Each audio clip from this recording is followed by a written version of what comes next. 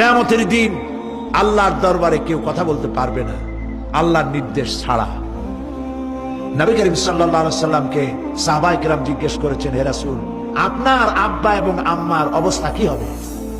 নবী করিম সাল্লাল্লাহু আলাইহি সাল্লাম কেঁদে ফেলেছেন, সাপ পড়েছেন, আমি তাদের কোনো উপকারে আসব না।